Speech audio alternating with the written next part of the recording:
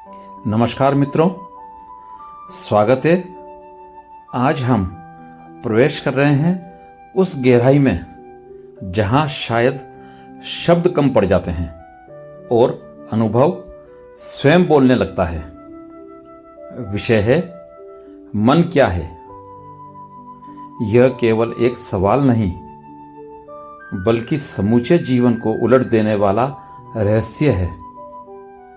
जिद्दू कृष्णमूर्ति की पुस्तक what is the mind इसी रहस्य को छूने का साहस करती है। आइए इस पहले अध्याय में हम मन की जड़ तक जाने की यात्रा शुरू करें। कृष्णमूर्ति कहते हैं, हमारा मन एक विशाल संग्रहालय है। अनगिनत अनुभव, स्मृतियां, संस्कार, भय, सुख दुख की छापें, जो कुछ हमने देखा, सुना, पढ़ा, जिया, सब जमा है। पर यह संग्रह केवल अतीत है। जब हम सोचते हैं, वहीं पुरानी स्मृतियां नई तरह से सामने आती हैं। यही कारण है कि हमारा विचार कभी नया नहीं होता, वह हमेशा बीते समय का विस्तार है। जरा ठहरिए, अपने मन को देखिए। जो विचार इस क्षण उठ रहा है, क्या वह बिल्कुल नया है या पहले से संचित अनुभव का ही एक रंग रूप है? कृष्णमूर्ति चेतावनी देते हैं कि विचार कभी स्वतंत्र नहीं हो सकता, क्योंकि विचार समय से बंधा है। स्मृति समय की उपज है। इसलिए हमारा मन जब कहता है मैं आजाद हूं, तब भी वह स्मृति के खांचे में कैद रहता है। यहीं से संघर्ष जन्म लेता है। हम बदलना चाहते हैं, पर सोच का ढांचा वहीं पुराना है। क्या आप देखते हैं कि परिवर्तन की चाह भी उसी पुराने मन का खेल है? तब असली सवाल उठता है, क्या विचार से परे कुछ है? कृष्णमूर्ति गहराई से कहते हैं कि सोचने वाला और विचार दो अलग वस्तुएं नहीं हैं। हम मानते हैं कि मैं सोच रहा हूं, यानी कोई मैं है जो विचारों को नियंत्रित करता है। परंतु सच यह है कि मैं स्वयं विचारों का ही परिणाम है। विचार और सोचने वाला दोनों एक ही प्रक्रिया है। जब यह सीधी समझ में आती है, तो अहंकार का पूरा ढांचा हिलने लगता है। कृष्णमूर्ति का आग्रह है, मन को समझने का पहला कदम है देखना। सिर्फ देखना, बिना नाम दिए, बिना सही गलत ठहराए। यह देखना ध्यान की शुरुआत है। जब हम बिना निर्णय के अपने भीतर के विचारों को देखते हैं, तब मन की हलचल स्वयं शांत होने लगती है। ध्यान दीजिए, हवा की सरसराहट सुनिए। आपके भीतर जो विचार उठ रहे हैं, उन्हें बस आते जाते देखिए। न रोकें, न पकड़ें। आज हम उस गहराई तक जाएंगे जहां मन हमारे रिश्तों, हमारी इच्छाओं और भय को जन्म देता है। यह यात्रा केवल विचारों की नहीं, बल्कि हमारे पूरे जीवन को छूने वाली है। कृष्णमूर्ति कहते हैं, संबंध ही दर्पण है, जिसमें हम स्वयं को देखते हैं। हम सोचते हैं कि संबंध किसी दूसरे व्यक्ति के साथ है, माता पिता, मित्र, जीवन साथी। परंतु वास्तविकता यह है कि हम संबंधों में स्वयं की छवि जी रहे होते हैं। हम अपने अनुभवों, यादों, इच्छाओं का प्रक्षेपण दूसरे पर करते हैं और उसे प्रेम कहते हैं। इसलिए अधिकांश संबंध एक प्रकार का सौदा बन जाते हैं। तुम मुझे सुरक्षा दो, मैं तुम्हें साथ दूं। क्या आप देख सकते हैं कि जब हम किसी से कहते हैं मैं तुम्हें प्यार करता हूं, तो अक्सर उसमें स्वामित्व की हल्की छाया होती है। तुम मेरे हो। यही स्वामित्व संघर्ष और पीड़ा का बीज है। भय को समझने के लिए कृष्णमूर्ति हमें मन के सूक्ष्म कोनों तक ले जाते हैं। भय कभी वर्तमान क्षण में नहीं होता, वह हमेशा भविष्य की कल्पना से उपजता है। क्या होगा अगर मैं असफल हो गया? यह कल्पना स्मृति से आती है, और स्मृति समय की उपज है।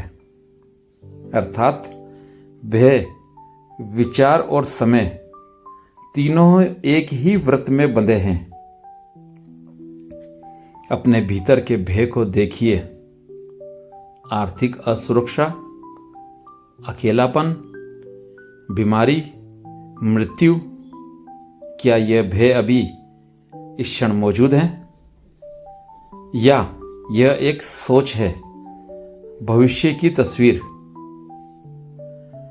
जब हम इस सवाल को पूरी ईमानदारी से देखते हैं तो पता चलता है कि भय का वास्तविक अस्तित्व केवल विचारों की चाल है।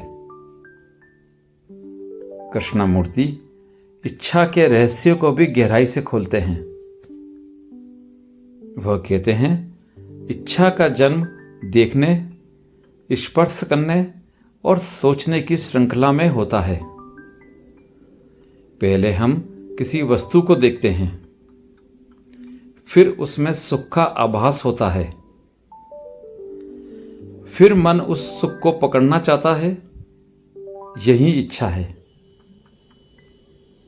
जब तक हम इस पूरी प्रक्रिया को जागरूकता से नहीं देखते, हम उसकी पकड़ में रहते हैं। एक साधक ने गुरु से पूछा, मैं संसार की इच्छाओं से कैसे मुक्त हूं? गुरु ने उत्तर दिया, पहले इच्छाओं को देखो, उनसे लड़ो मत। जब देखने वाला पूरी तरह देखता है, इच्छा की जड़ स्वतः सूख जाती है।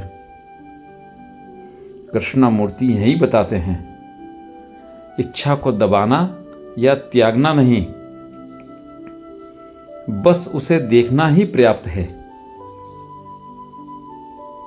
जब भय और स्वामित्व मिटने लगते हैं, तभी प्रेम की वास्तविक सुगंध आती है।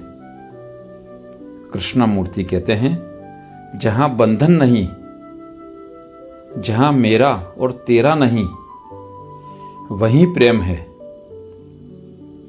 ऐसा प्रेम न तो अतीत का है, न भविष्य का, वह शुद्ध वर्तमान है। यह प्रेम किसी अभ्यास से नहीं आता, यह स्वाभाविक रूप से प्रकट होता है जब मन की दीवारें गिरती हैं। प्रेम कोई लक्ष्य नहीं, बल्कि उस मौन का फूल है जो तब खिलता है जब मन की चाहतें समाप्त होती है। कृष्णमूर्ति ध्यान को किसी विधि या तकनीक से नहीं जोड़ते। उनके अनुसार ध्यान वही है जब हम अपने भीतर के हर भाव, हर विचार को बिना चयन, बिना निर्णय देख पाते हैं। यह देखने की प्रक्रिया दिन भर चल सकती है, चलते हुए, खाते हुए, बोलते हुए। ऐसा ध्यान अपने आप भय और इच्छा को हल्का कर देता है। इस पूरे अध्याय में कृष्णमूर्ति हमें यह समझाते हैं कि हमारे संबंध, भय और इच्छाएं केवल मन की संरचनाएं हैं।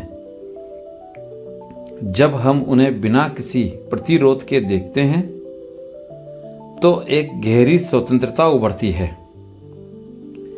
वहीं से सच्चा प्रेम और मौन प्रकट होता है, जो किसी प्रयास का परिणाम नहीं बल्कि समझ की सहज धारा है। अब हम प्रवेश करेंगे उस अदृश्य प्रदेश में जहां मन स्वयं को पार करता है, जहां केवल मौन, ध्यान और असीम स्वतंत्रता है। कृष्णमूर्ति कहते हैं, सच्चा मौन केवल शोर की अनुपस्थिति नहीं है, यह वह स्थिति है जहां विचार की हलचल थम जाती है। पर यह रुकावट किसी प्रयास से नहीं आती। यह तब प्रकट होती है जब मन अपनी ही गति को देख देख कर थक जाता है और स्वाभाविक रूप से शांत हो जाता है। अपने चारों ओर की ध्वनि को सुनिए, पंखे की हल्की गूंज, हवा की फुसफुसाहट। अब भीतर के विचारों को भी सुनिए। क्या आप देख सकते हैं कि इन सबके बीच एक निशब्द आकाश है? वही मौन है, न निर्मित न अर्जित, बस सदैव विद्यमान। यह मौन किसी साधना का परिणाम नहीं बल्कि समझ का स्वाभाविक फल है। कृष्णमूर्ति ध्यान को किसी विशेष आसन, मंत्र या तकनीक में सीमित नहीं करते। उनके अनुसार ध्यान वही है जब जीवन के हर क्षण में जागरूकता मौजूद हो। चलते हुए, काम करते हुए, बोलते हुए, हर जगह यह जागरूकता किसी चयन के बिना है। यानी हम न तो विचार को रोकते हैं न उसे बढ़ाते हैं, हम बस देखते हैं निरपेक्ष दृष्टि से। कल्पना कीजिए कि आप सड़क पर चल रहे हैं। लोग, गाड़ियां, पेड़ सब दिखाई दे रहे हैं, पर आप किसी पर अटकते नहीं, बस देखते हैं। यही देखने की निरंतरता ही ध्यान है। ध्यान का अर्थ है वर्तमान क्षण में संपूर्णता से जीना, बिना किसी मानसिक विभाजन के। कृष्णमूर्ति बार बार कहते हैं कि मुक्ति केवल अब में संभव है। भूत और भविष्य दोनों विचार की रचनाएं हैं। मन का हर प्रयास, मैं कल मुक्त हो जाऊंगा, मैं धीरे धीरे बदलूंगा, समय का भ्रम है। पर जब हम पूरी तरह इस क्षण में जीते हैं, तभी समय का जाल टूटता है। देखिए, यही क्षण, यह सांस, यही जीवन का समग्र है। इसके बाहर कुछ नहीं। कृष्णमूर्ति का सबसे गहन कथन है, स्वयं की समाप्ति ही सच्ची स्वतंत्रता है। मैं नामक केंद्र जो लगातार सुरक्षा चाहता है, उपलब्धि चाहता है, जब उसकी पूरी संरचना को हम बिना भय के देखते हैं तो वह धीरे धीरे विलीन हो जाता है। यह कोई नकारात्मक अवस्था नहीं बल्कि आनंद का विस्फोट है। कहा जाता है, एक बार एक साधक ने कृष्णमूर्ति से पूछा, जब यह सब समाप्त हो जाएगा तो क्या बचता है? उन्होंने मुस्कुराते हुए कहा, वही जो सदा था, करुणा, प्रेम और अपार शांति। जब मैं का केंद्र नहीं रहता, तब करुणा स्वाभाविक रूप से प्रकट होती है। यह करुणा व्यक्तिगत नहीं, न किसी धर्म, न किसी जाति की सीमा में। यह करुणा वृक्षों, नदियों, पशु पक्षियों और समूची मानवता को एक साथ छूती है। ऐसा प्रेम किसी शर्त का मोहताज नहीं। यहीं से जीवन का वास्तविक सौंदर्य प्रकट होता है, जहां हर क्षण नई चमक लिए होता है, जहां दूसरों को बदलने की आकांक्षा नहीं, सिर्फ समझ और अपनापन। कृष्णमूर्ति कहते हैं, मुक्ति कोई गंतव्य नहीं, यह यात्रा स्वयं है। जब मन अपने को गहराई से देखता है, तब हर क्षण स्वतंत्रता का उत्सव बन जाता है। जीवन और मृत्यु का कोई भय नहीं रहता, क्योंकि देखने वाला, चाहने वाला, डरने वाला सब समाप्त हो जाता है।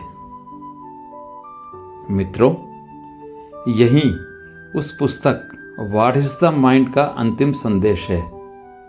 मन को समझना किसी सिद्धांत को अपनाना नहीं, बल्कि अपने भीतर झांकना है। हर क्षण, हर विचार, हर भावना को नए सिरे से देखना, यही देखना ही मुक्ति है। तो आइए इस गहन मौन को अपने जीवन का हिस्सा बनाएं। बाहरी नहीं, भीतर की यात्रा को महत्व दें, क्योंकि अंततः मन ही संसार है, और जब मन शांत है तो संपूर्ण ब्रह्मांड आपके भीतर गूंजता है। यह पॉडकास्ट आपको कैसा लगा, कमेंट करके बताएं। अच्छा लगे तो सब्सक्राइब करें, लाइक करें, शेयर करें। धन्यवाद।